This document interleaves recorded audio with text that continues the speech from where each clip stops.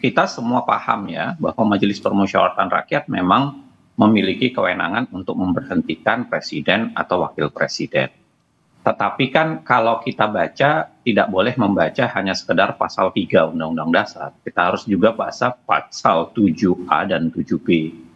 Jadi untuk memberhentikan presiden itu ada dua hal yang harus dibicarakan.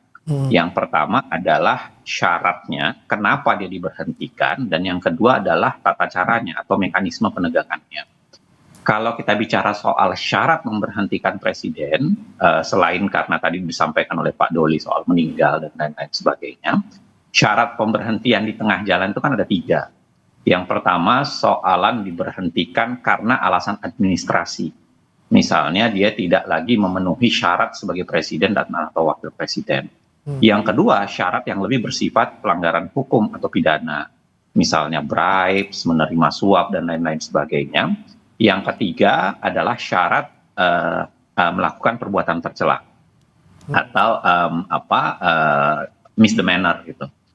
Nah, tapi kalau kita mau bicara melalui mekanismenya kan tidak melalui MPR semata. Dia harus dimulai dari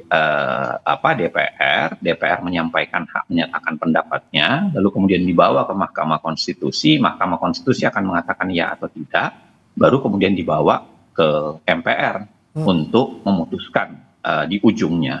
Nah, maka saya kira kalau memang ada itikat, saya juga termasuk yang mengatakan Gibran naik melalui proses yang tidak benar ya, jelas itu. Saya kira saya setuju dengan tulisan Tempo bahwa ini anak haram konstitusi, saya kira clear.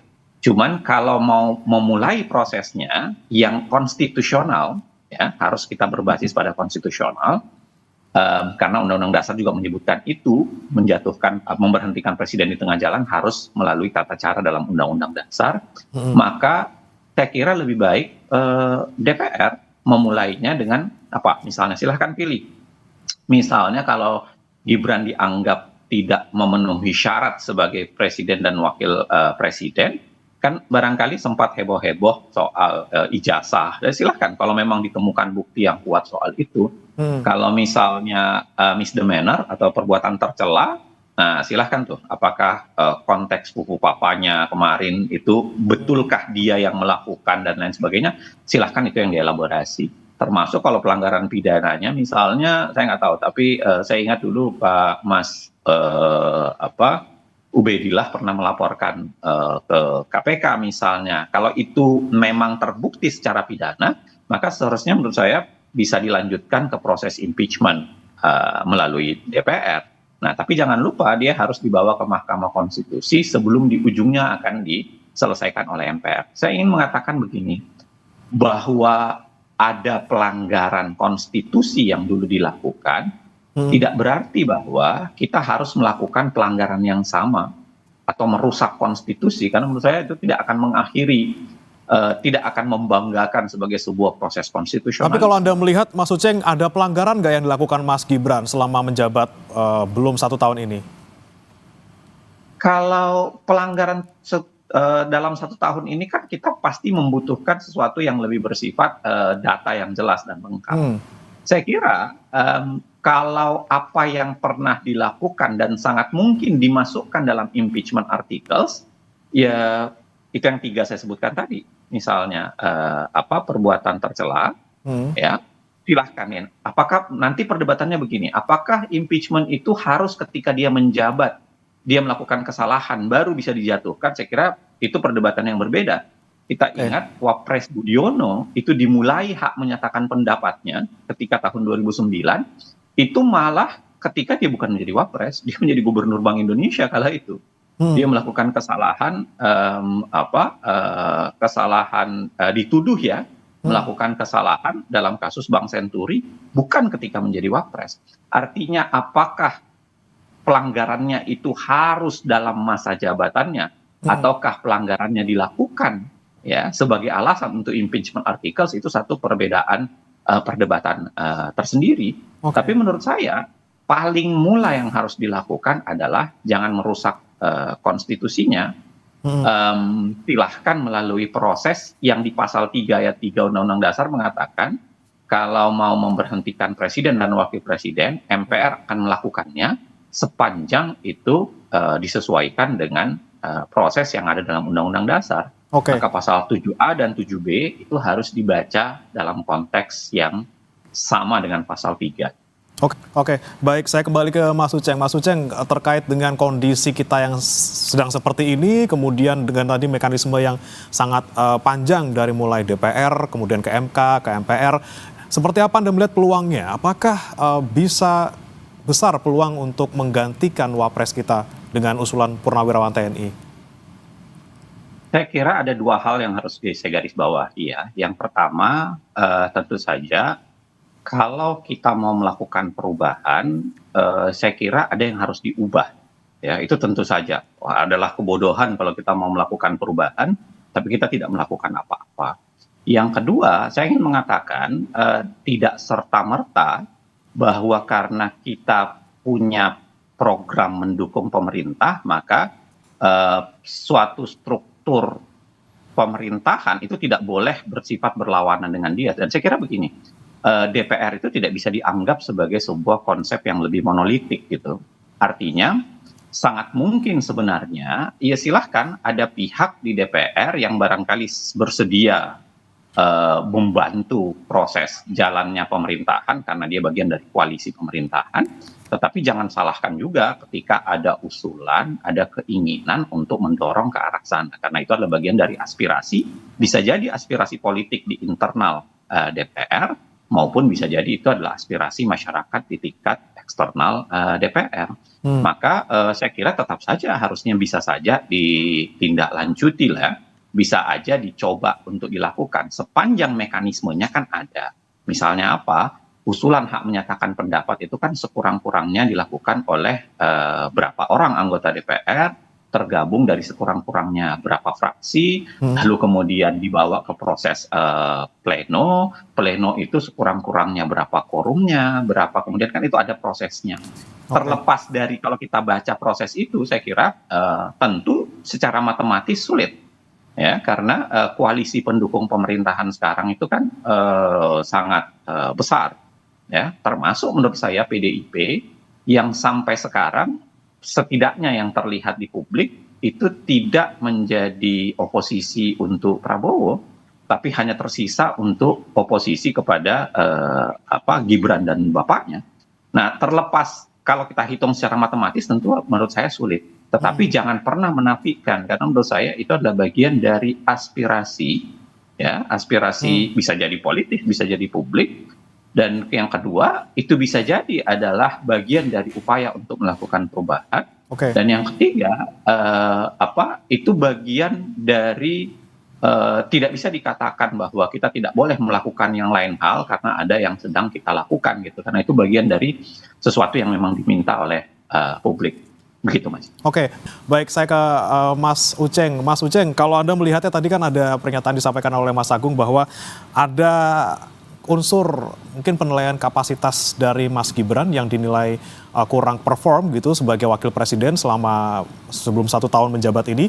Anda melihatnya apakah ini bisa menjadi salah satu alasan yang bisa masuk ke dalam alasan untuk mencopot Mas Gibran sebagai wapres? Mas Bremana, saya kira begini, kalau kita baca pasal 7A Undang-Undang Dasar, jelas disampaikan bahwa memberhentikan di tengah jalan itu, selain karena meninggal dan lain sebagainya, itu untuk 3 alasan yang sudah saya sampaikan tadi. Alasannya adalah administratif, alasan melakukan pelanggaran hukum, dan itu mostly pidana, dan yang ketiga adalah pelanggaran etis, perbuatan tercela. Nah, maka saya kira apakah tidak memiliki kapasitas itu adalah bagian dari salah satu di situ, ya tentu perdebatannya bisa panjang sekali. Apakah orang tidak punya kapasitas itu dianggap perbuatan tercela? Apakah tidak punya kapasitas itu sebagai sebuah perbuatan melawan hukum? Apakah tidak berkapasitas itu berarti tidak memenuhi syarat secara administratif? Saya kira itu pasti kelihatannya agak mustahil kalau disampaikan ke arah situ. Yang kedua memang Kenapa penilaian soal kapasitas ini terjadi? Karena biasanya kita melakukan metode yang disebut dengan komparatif.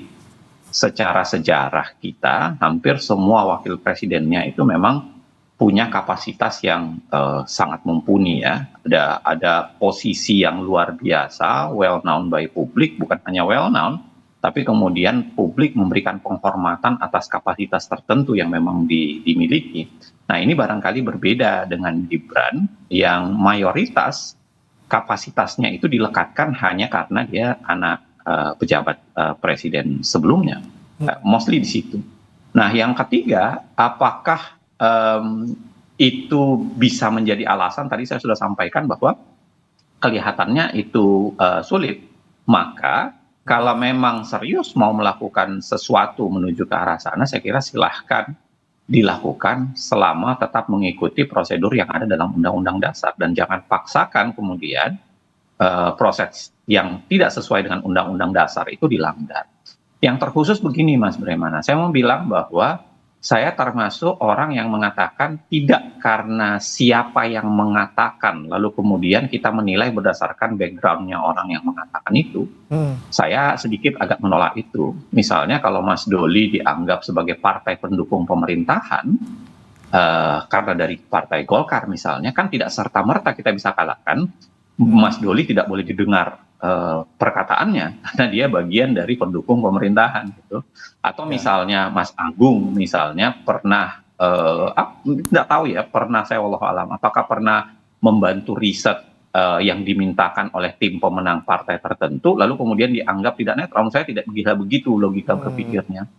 Yang harus diperhatikan betul adalah apa yang disampaikan lalu kemudian kualitas yang disampaikan. Sepanjang kualitas yang disampaikan itu memang sesuai prasyarat, lalu kemudian sesuai dengan mekanisme yang mungkin berlaku, ya saya kira itu bagian dari hal yang wajar untuk disampaikan. Tapi Mas Uceng, kalau kita mekanismenya, mohon maaf saya potong Mas Uceng, kalau terkait dengan misalnya kontroversi yang ada di tubuh Mas Gibran sebagai wakil presiden yang terjadi sebelumnya, tadi yang Anda sempat sampaikan juga ya, terkait dengan dulu sempat ada kejadian di Pak Wapres Budiono, ini kan Mas Gibran juga sempat kontroversial dengan fufu fafanya, kemudian ada juga laporan dugaan korupsi dari Ubedillah Badrun. Ini seperti apa Mas? Apakah ini juga bisa masuk ke dalam etik dan juga perbuatan tercela juga? Saya kira tadi sudah saya sampaikan ya, karena 3 alasan impeachment itu. Satu, perbuatan tercela, saya kira ya dalam kasus Fufu Fafa itu jelas ya, kata-kata yang disampaikan itu menurut saya tercela, merendahkan perempuan dan lain sebagainya. Pertanyaannya adalah apakah benar itu dilakukan oleh Gibran atau bukan. Nah, silahkan proses itu yang dikejar, dibuktikan apakah Fufu Fafa itu memang ekuivalen atau memang sama dengan disampaikan oleh Gibran. Sama persis dengan yang disampaikan oleh Ubaidillah Badrun, teman-teman Mas Ubaidillah ketika mengatakan ada proses koruptif, ada dana yang mengalir kelihatannya karena diuntungkan dari bapaknya kepada siapa. Nah, silahkan itu dibawa melalui sebuah proses untuk membuktikan siapa diuntungkan siapa dan bagaimana proses, apakah itu memang proses pidana sehingga impeachment articles alasan soal pemberhentian presiden karena perbuatan melanggar pidana itu dilakukan. Termasuk misalnya yang belakangan sempat ada yang meragukan ijazah dan lain-lain sebagainya. Ya silahkan, sepanjang itu memang bisa dibuktikan betul ijazahnya problem, karena ada juga yang meragukan soal ijazahnya, bukan sekedar ijazahnya Pak Jokowi ya, tapi ada juga yang meragukan. Saya kira silahkan, itu bagian dari upaya yang harus dibuktikan. Tapi tanpa pembuktian itu, tiba-tiba ujuk-ujuk melompat kepada kesimpulan bahwa terjadi impeachment harus dilakukan, menurut saya tentu saja itu adalah tindakan yang inkonstitusional. Iya, saya kira tadi saya bilang memang dalam kapasitas pemerintahan tidak semua bisa dikerjakan secara langsung oleh Pak Prabowo. Ada wilayah yang memang bukan wilayah dia. Dari 8 tuntutan itu misalnya pemberhentian Wapres tentu bukan wilayah Pak Prabowo dan memang dia tidak bisa secara langsung menyelesaikannya. Nah, tapi ada wilayah yang menurut saya memang penting untuk dan menarik untuk ditindaklanjuti. Misalnya termasuk soal IKN, misalnya termasuk hal-hal lainnya yang dari 8 tuntutan itu. Maka menurut saya ada baiknya untuk dilakukan upaya untuk membedah secara detail, tetapi jangan sampai dilupakan bahwa upaya bedah terhadap kebijakan itu jangan sampai bersifat tertutup. Karena kemudian publik tidak akan pernah tahu pengambilan keputusan yang diambil itu betulkah keputusan yang berbasis pada kepentingan publik atau hanya berbasis pada kepentingan politik semata. Maka ketika dilakukan upaya untuk melakukan pengkajian dan penguatan untuk itu, bagian dari transparansi dan akuntabilitas itu harusnya dibuka. Ya, termasuk tadi yang disampaikan Bang Doli misalnya soal MBG. Maka makan bergizi gratis itu. Artinya kalau memang itu kebijakan tepat, benar, salah, harus ada proses evaluasi secara terbuka. Orang paham bahwa memang dia memberikan efek negatif ataukah kemudian memberikan efek positif. Begitu barangkali. Baik.